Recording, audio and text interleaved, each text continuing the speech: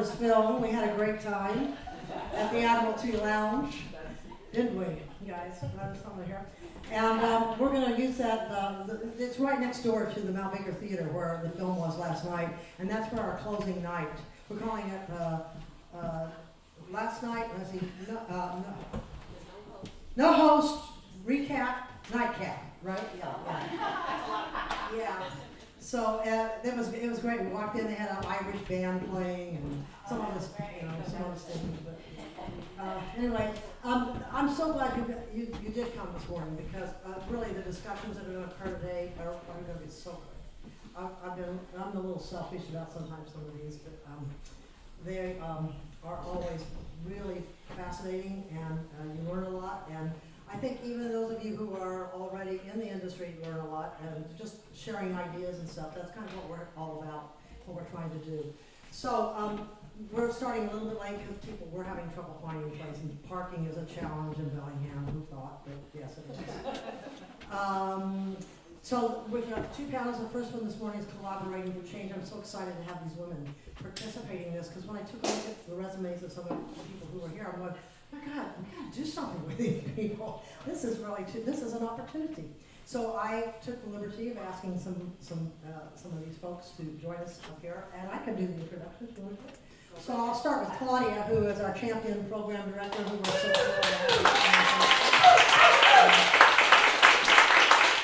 I can't say this enough. This is our second year working with Claudia, and I'm like thrilled.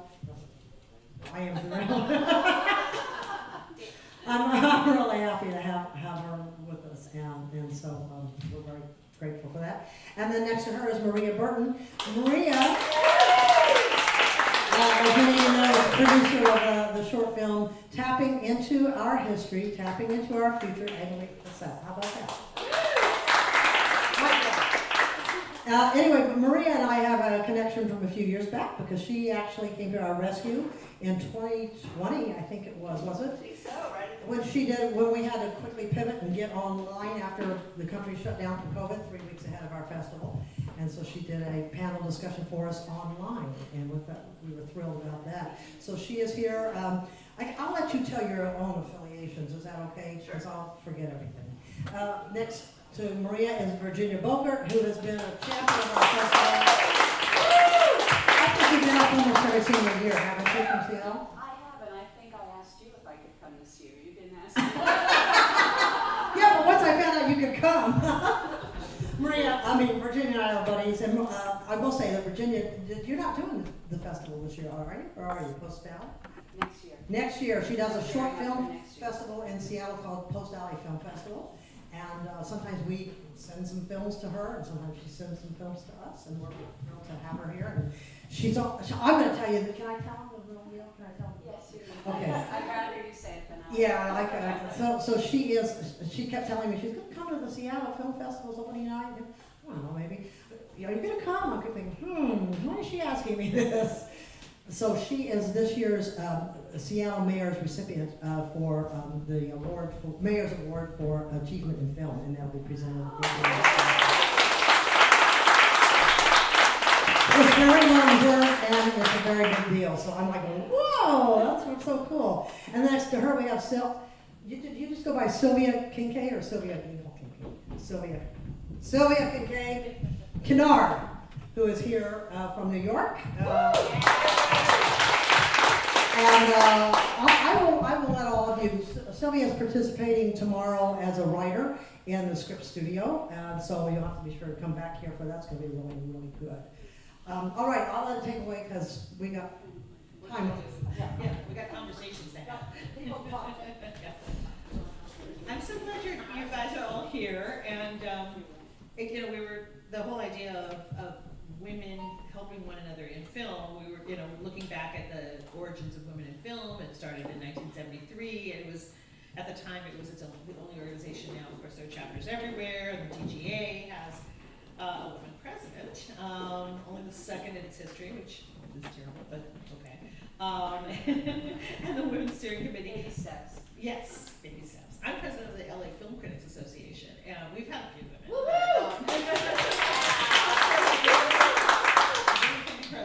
But you can't really talk about bettering the lot, I think, of women women without talking about other underrepresented groups, right? People of color, LGBTQ, disabled filmmakers. So I want to talk about equity all across the board, because I think that we're all in this together, right? I want to start with you, Sylvia, because you've been involved with diversity consulting and coaching, and how would you, if you were to like give a score to the current state of the industry, like from 0 to 100, where do you think it is? And has it gotten any better? Yeah, he's one of those. If I would give a score? Yeah. Oh God. I'd say E for effort. Yeah, E for effort. I think diversity is a hard thing for a lot of people to wrap their arms around. And so it becomes an issue of, are we counting numbers? Are we counting levels? You know, because then you talk about, you know, the statistics around how many women directors, but then how many women directors are doing big budget films? How many women directors are getting, you know, green lighted? How many women directors are, you know, have open production deals, which some of the boys have. Right. And I was like, oh, I'll come back to you with an idea, you know, and they've got $100 million earmarked for whatever that idea turns into. So I think there's different ways that we have to think about that and where do we really want to get to. So I say E for effort, but definitely there's a lot more room in terms of what women need. Funding, which, you know, even Barbara talked about last night in her comments about how difficult it is for women, even with someone as esteemed. Someone mentioned to me, my housemate, Susanna, who was saying, you know, how could somebody as accomplished as Barbara have trouble getting funding for anything? You know what I mean? And some guy out of film school is going to be able to get, you know, a 6-7 figure production deal, but a 2-time Oscar winner has to, has to say, it wasn't a slam dunk. I got the money, but it wasn't a slam dunk. So I think in terms of diversity, I think we have to think about what does that mean for us? What do we need? And I think it has to be more than just counting numbers. And even when I consult with companies around diversity, I'm like, well, where are we trying to get to? Are we trying to get to a different perspective? Because that's what we say, if women, because you bring who you are to what you do. So one of the things about having women as the head of DGA and some of these other organizations is that they bring a different perspective, life understanding. So is that what we're talking about? Which I think is important, which I think is more important than just counting numbers. I'm not a numbers cruncher, because I think that's deceptive. Because I can hire a bunch of women. But what are you really empowering them to do? So I think that's how we have to start tracking it. So I would say E for effort, but I think we as women have to start thinking about what is it that we want to demand. And I think part of it is more power in terms of access to resources, which is the key thing for filmmakers. So let's be honest. You know, being able to get those deals done, being able to get the money. I mean, there's some organizations in New York, you know, that have, you know, Female Founders Fund, and some other, you know, New York Women in Film, which I used to be the vice president of development. They have different finishing funds. There's different, you know, Women in Film have a finishing fund. So I think we've got to really regroup and think about what do we want to demand. So I think that has a lot to do with the diversity issue. Absolutely. Please do first. Thank you. I agree with everything you said, except I also think numbers are important, because I think it's one way that you can hold people accountable. And it's very hard seeing what I pulled up all these stats, but when the DGA, the Women's Steering Committee started, it was in 1979. These 6 women, called the Original 6, were all incredible directors and not working, and they're like, is it me, what's going on? And they went and they pulled all the numbers and realized that only women were 0.5% of working directors. And Maria, what is it today?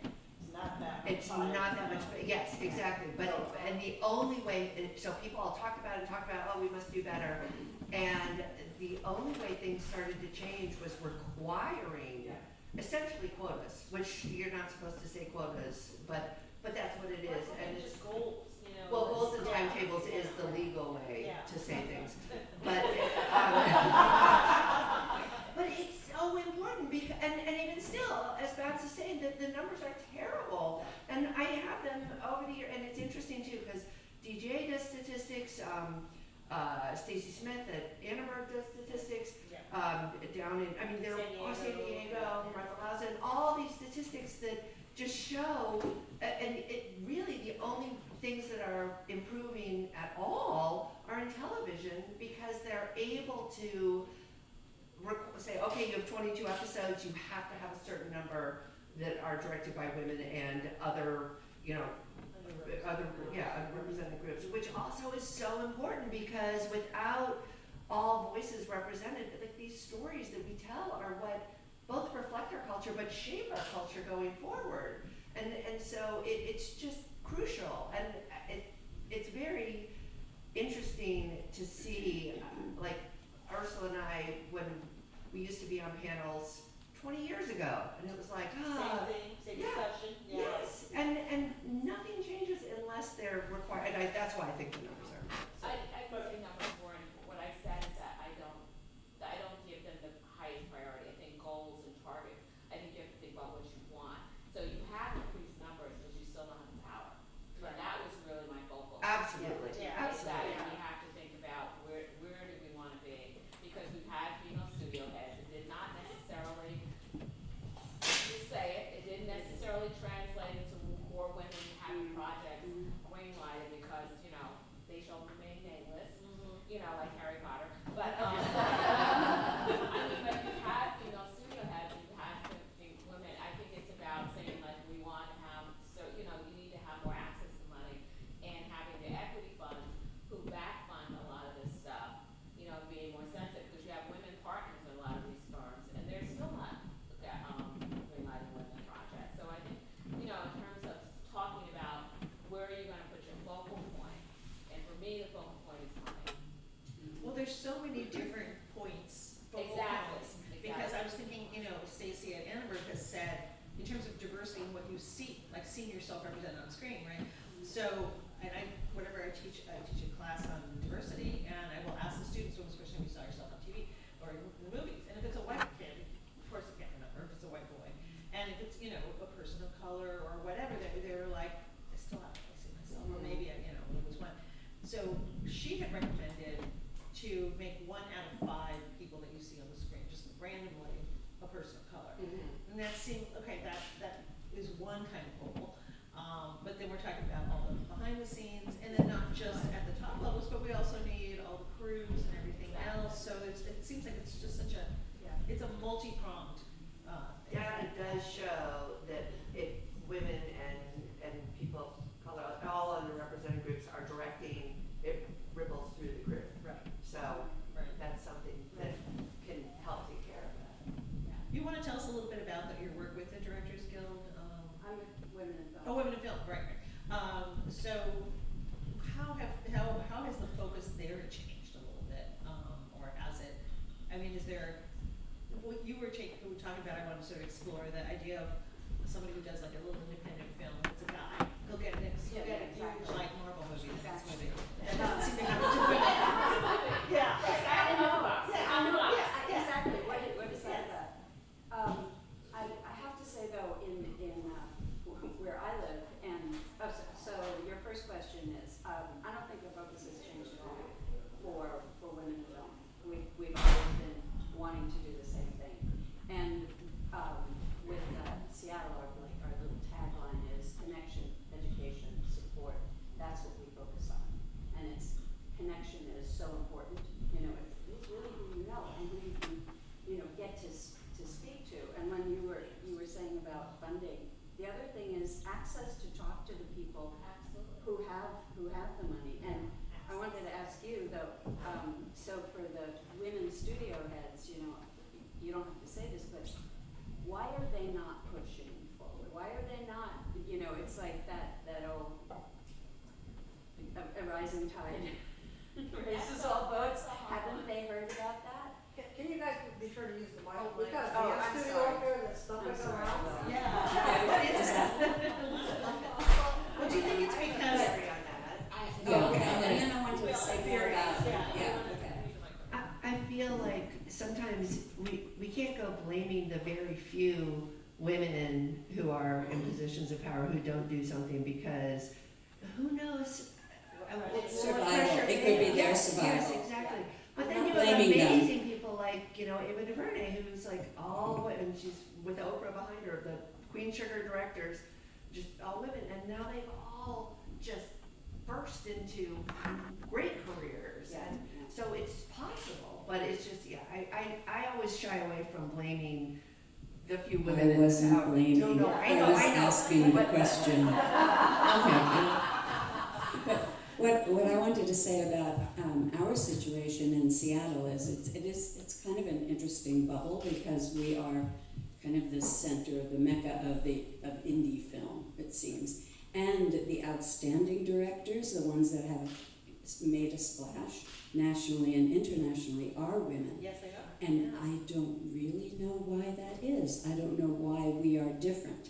However, those are started out as scrappy little independent films that don't have a huge budget at all.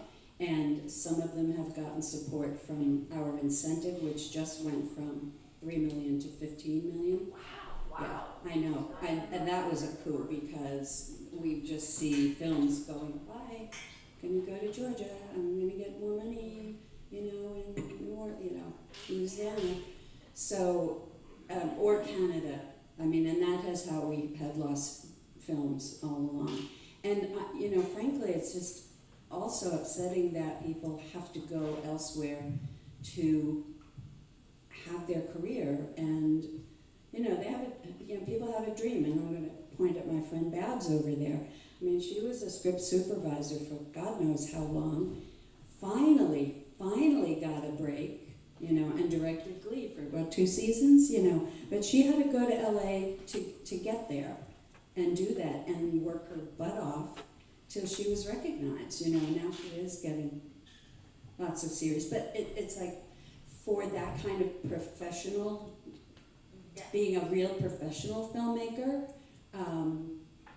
and not just like, oh, I'm gonna, grab my friends and make this movie because they love me, It's hard. Yeah. It's hard, and a lot of people, crew leave, men, they leave. So, and right now we've been having a hard time rebuilding that, all of those layers, so we can actually attract bigger movies, and we have layers of crew that can, like it got to a point if there was like one big shoot in town or 2 big shoots, we ran out of crew. Wow. Yeah. So let's talk about how much do these women's groups really help? Because do men ever try to sideline them? I mean, how much do you think? Yeah, can I jump in? Yes. Yeah, I think it's extremely important to have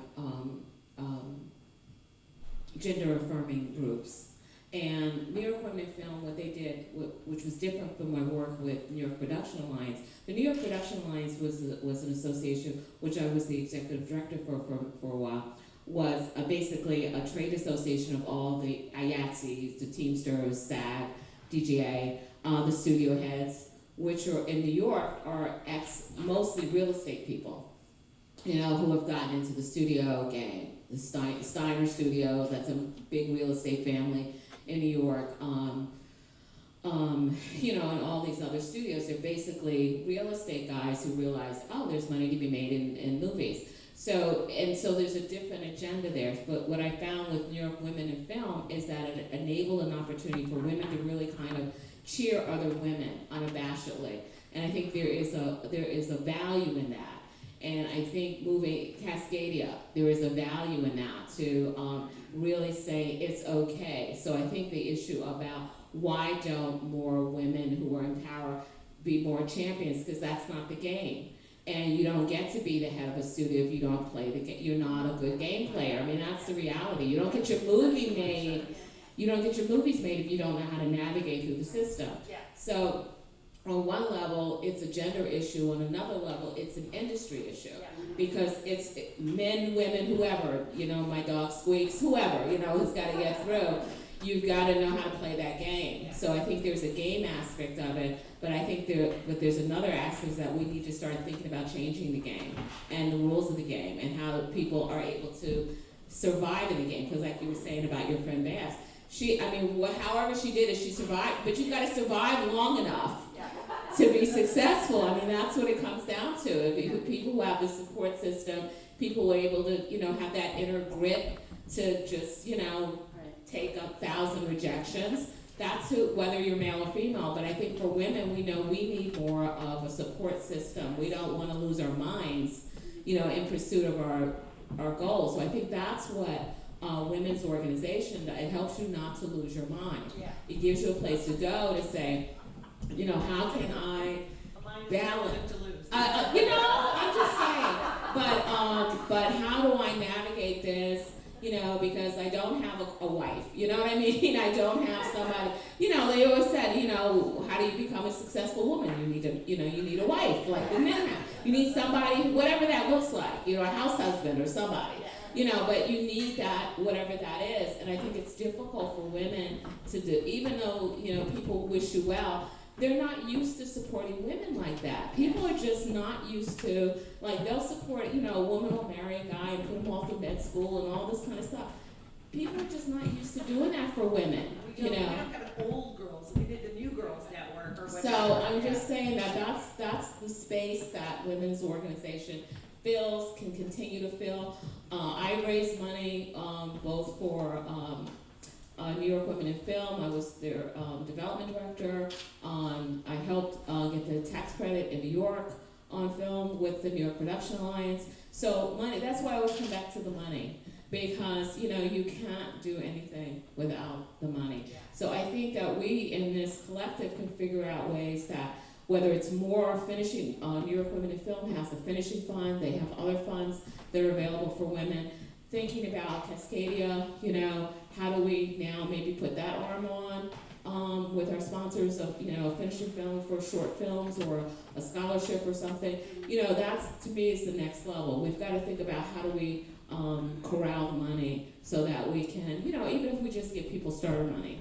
But I think that's part of it. And didn't your New York incentive build in a requirement for diversity? Of course, but that's when it did. But I'm just saying, there's a numbers game, but it doesn't translate down to the unions, because the unions in North are all grandfathered in. So you might have a couple of, you'll have a couple of flag waivers, but I mean, to really infiltrate DGA and all this stuff, I mean, it's not as simple. That's why I said the numbers are funny. You can have people on set. That doesn't mean they're moving towards anything that's lasting and realistic. So I think that, really thinking about how to, you can go on set to New York. There's I won't say 1,000, but yes, you'll see African Americans out there, at the crafts table, but you won't see them as riggers. You won't see them as electricians. You won't see them. They're not in IATSE. They're not in Teamsters.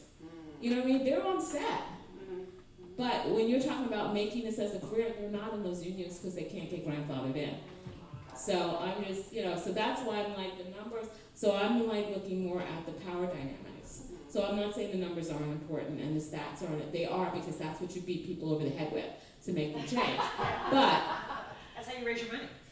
Throwing those out there. there you go. Yeah. So that it has a place, but I'm just saying that there's other things that we could be doing as well. Well, it seems like there's like a macro and micro thing. So, that's macro. And then stories like Babs. I have a friend, Gail Mancuso, you probably know her. Yes. Also started as a script supervisor. She's my dear old roommate, my first roommate. And script supervisor worked for Roseanne Barr. And talk about a powerful woman at that time.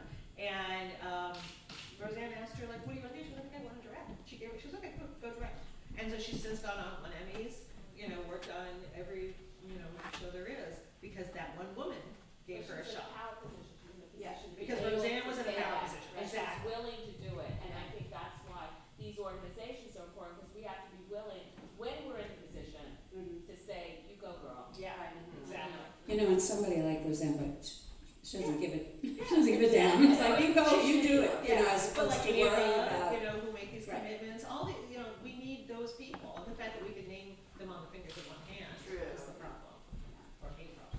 And may I say one other thing about we're talking about the organizations, but for anyone here in the audience who is mostly consuming these things through, being an audience. It's important to buy tickets for movies directed, written by all the underrepresented groups. It's important to stream those shows. They count all those numbers, and that then reinforces what gets made. Absolutely. Right, views. Right. Yeah. Which, thank goodness for women. There aren't many women critics. They're not enough at all. Yes. Yeah, and then you add that I'm Latina. There's no Latina. I mean, there's a handful of us. We can't even form an organization. This is cool. So yes, and as you're talking about, everybody brings different perspectives, right? We all, if you just have one perspective, then it's, everybody's limited by that. Right, and that perspective has been shoved down our throats for decades and decades. Yeah. You know. Oh my goodness, have people seen Brainwashed? The documentary, it's on the male gaze, sorry. There's a documentary by Nina Menken called Brainwashed, and it's, I think I know all this, but then you see it, and it's so sobering. It's just like, oh my gosh, we've all been indoctrinated into the male gaze. Like, this is how we think of shots, and it's really, I recommend it to everybody. Where do we see it? I think it's streaming on something. Can I just want to add one thing. Oh, Movie? Okay.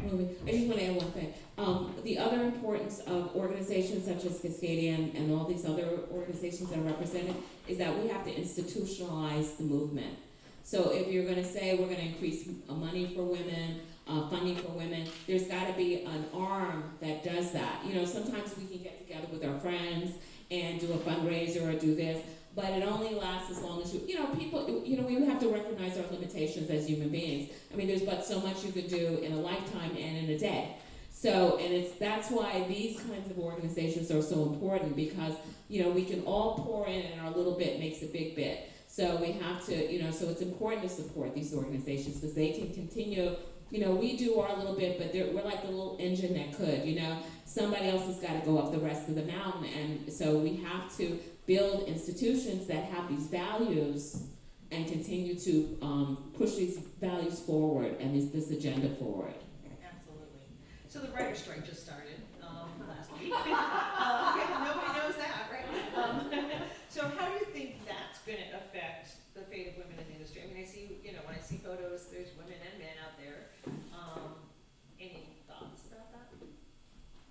How it might or might not?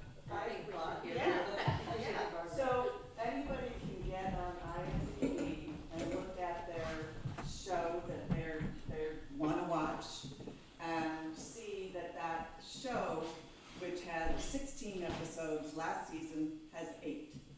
So that's how the studios are trying to cut into their deficits, right? So then you can, if it's, some of them have aired, you can see who's directing them. There are still a lot of white men directing these smaller TV shows. So the writers are very much affected by less episodes, right? So it's a tumultuous time. And I'm not sure I know what the future holds, but it's tumultuous for sure. Yeah.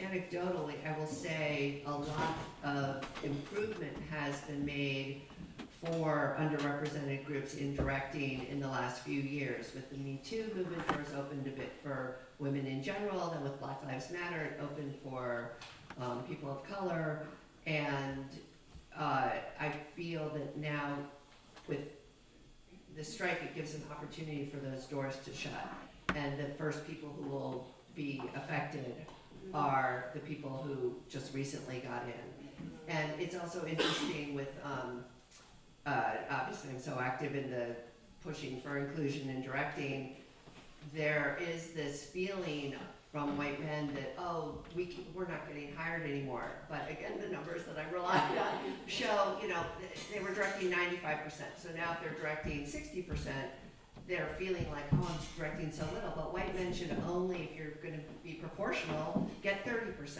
So they're still way over indexed. And so I'm just concerned with the strike that things will slide back, it will be an excuse. Yeah, it's an excuse, it would be an excuse. There's another one that I love, God give me the confidence of a mediocre white man. Right.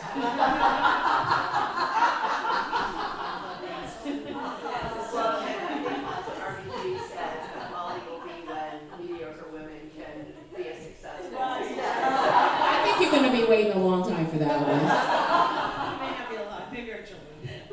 So let's talk about money, because we were talking about, funding, and Barbara brought that up last night.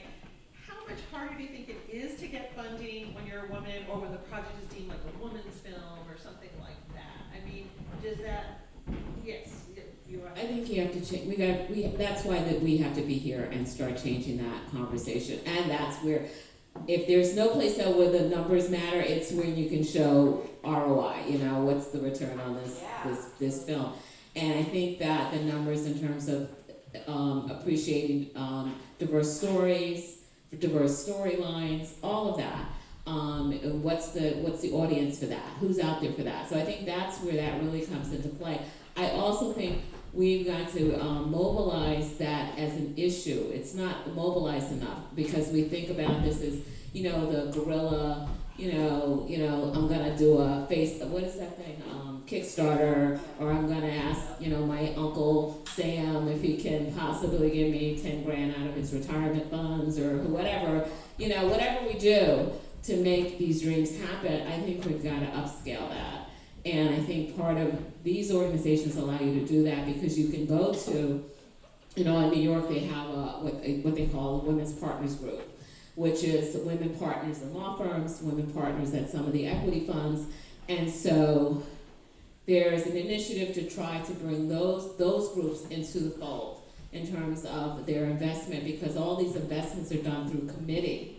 And a lot of these funds actually fund a lot of the projects in New York, through the investment funds. So, but that's that whole game thing. So I think that for me, it's learning how to, talk to organizations like this and other ones to talk about how do we strategize around how those decisions are made. And I think there's a place for women in that around their money so they can up their budgets. I mean, I'm looking at so many great movies here this week, and I'm like, and everyone's comments are the same. Oh my God, I don't know if I can get the distribution. Oh my God, I don't know if I can, do the next piece of that. Oh my God, how am I going to do that? And that's and I think we have the numbers, as you were saying, to be able to affect that. And we have women but they have to be convinced. And so I think that's part of it. So that's my little personal agenda. What you're saying is something that I actually wanted to ask you about and talk to you about, because I always feel, so in our situation in Seattle and our little women in film group, it's like all of us are working filmmakers that are trying to do our films, trying to raise the money for our films. I would say like 75% of us also work, corporate commercials. This is how we make our bread. Yeah, this is our bread and butter. And so with like women in film, and I always feel guilty for this. It's like I don't have the time to fundraise. I need someone. We need a dedicated person who maybe is not in the film business. And we were talking about that a few weeks ago. Somebody else to lead and somebody else to raise money. Know the groups to attach to. Especially Seattle has a lot of money. I mean, there are a lot of moneyed people there, and they need to be convinced to support women in film. I mean, they do it like this, but they don't do it with cash. They don't do it with that. We give a grant, to our professional members, $1,000. I mean, it's just like totally. It just gives them a little boost, like, oh, I've been recognized. Oh, I can maybe pay for catering or It's I always feel like we're crying poverty and asking for handouts, but we're doing what we can, and it always comes down to money. But that's what tax credits do. See, the tax credits benefit the big boys, and big boys, big girls. So basically, I'm, let's say Warner Brothers, you know, whatever. I come to New York, I want to do a movie. New York City gives me $100 million in tax breaks, right? And that's it. They don't give it to the little guys, right? But that's tax money. And then they basically sell that on a secondary market. So the tax credits actually don't even go to it's not $100 million that the studios get. What they get is a credit. They then sell that credit on a secondary market. That's how they get the $100 million. Can independent film get tax credits? You can get the tax credits, but you have to be at a certain level, budget level. So it's you have to be like at least I won't even say million. It's probably at this point $5 million or a $10 million budget.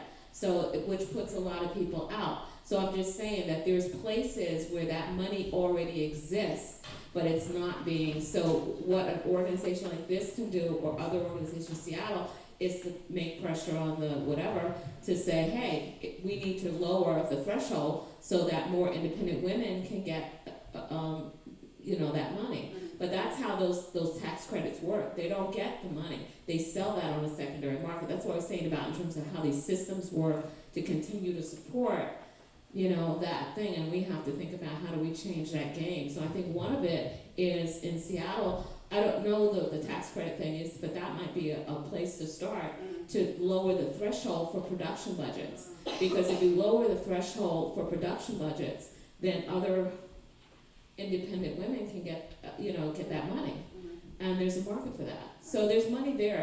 It's just that it's not. It's how do we access it, and the way you access it. There's strategies around how you access it, and that would be the first thing I would say is looking at the Seattle tax credit, because everybody does tax credits now, but it's the threshold where most women, independent companies can't tap into it. That's super helpful. You have a background in law, right? A lawyer? Yeah, that's super helpful too. You know all the ins and outs, so that's great. All right, you went to the trouble of researching the numbers, so tell us the numbers that you have. Oh, I think we've pretty much covered, they're just depressing. We're not start cheering people up here today.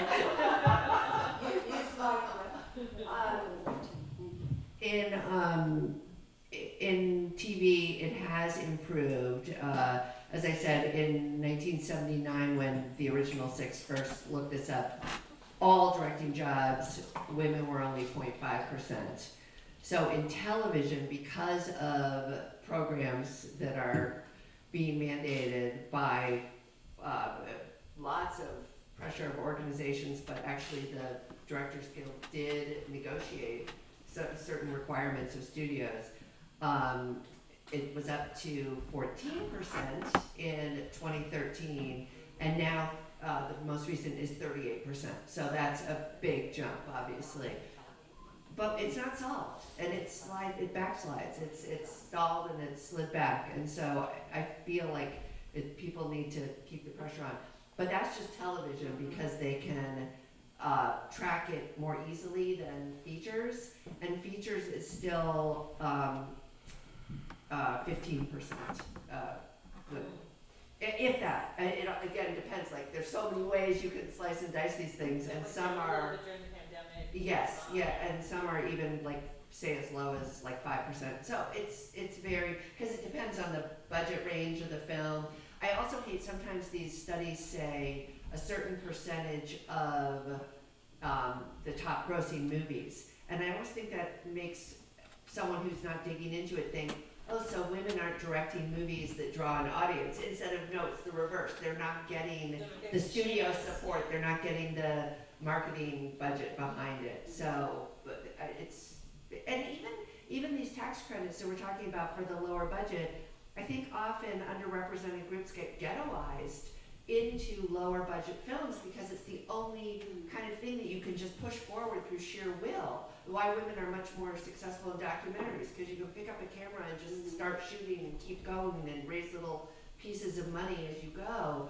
And women want to do big budget films. I have now directed 6 independent feature films, and I have this big budget film that has been optioned 3 times, and it's very, the scripts won a lot of awards, and it's just impossible to get finance with my directing because it's bigger budget, and people just say, well, step aside and give it to a guy to direct because they have a track record.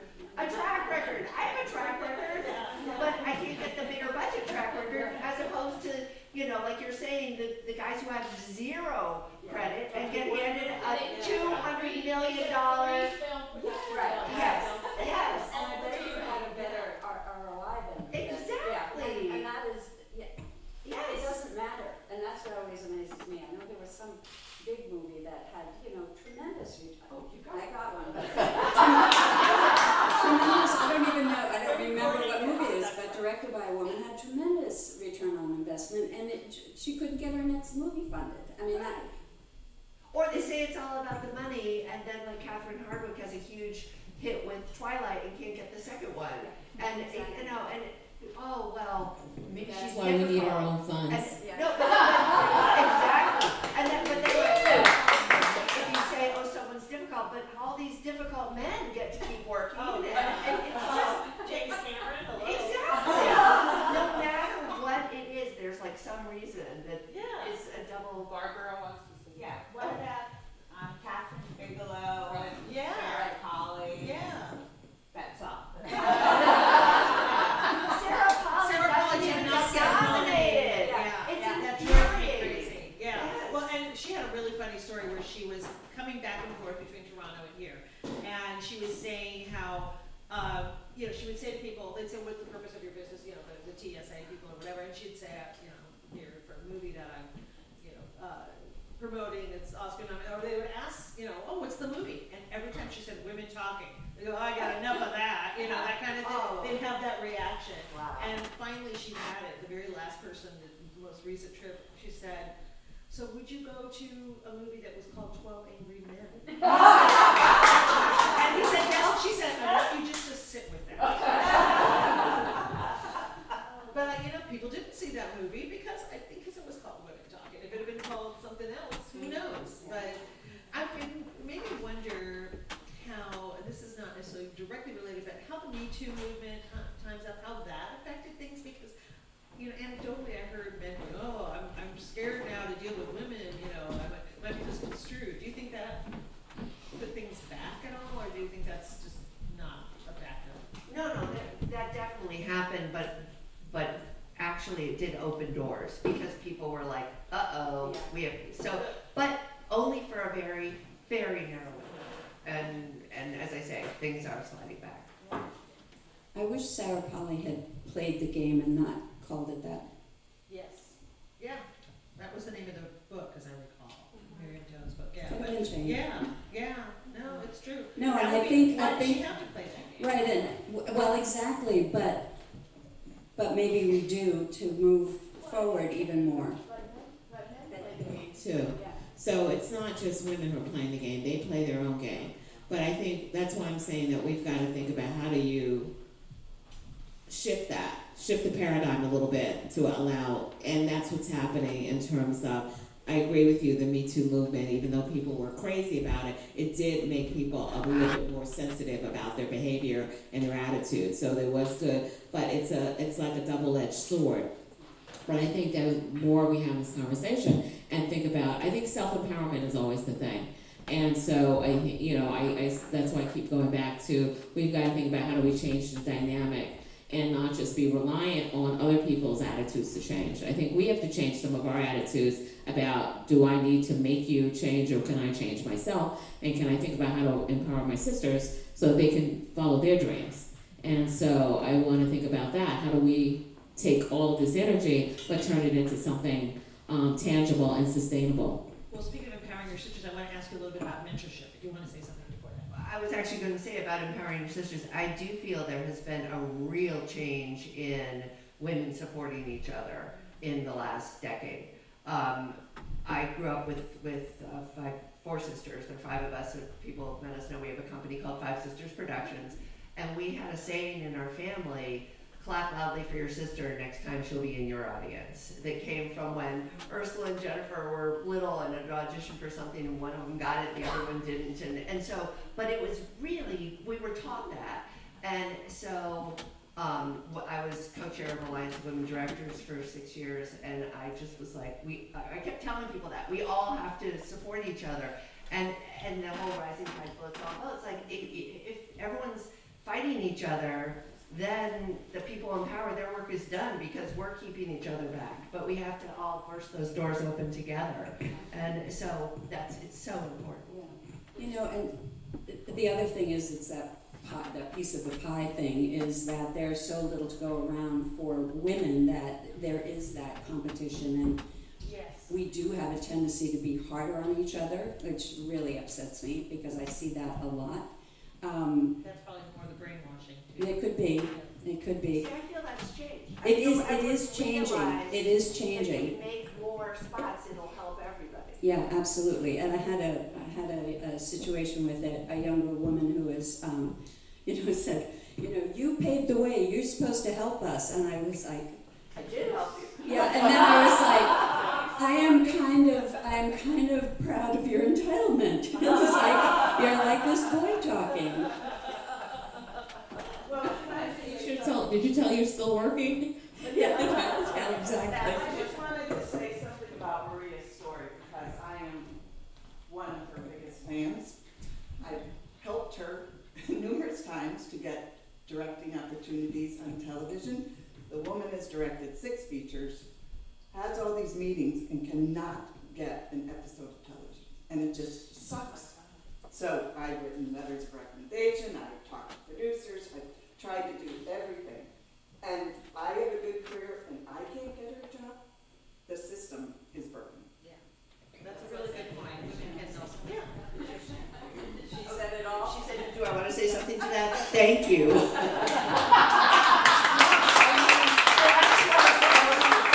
Honestly, it's been my honor, but also my disappointment. Like, I feel right along with Maria. It's like, what is it going to take?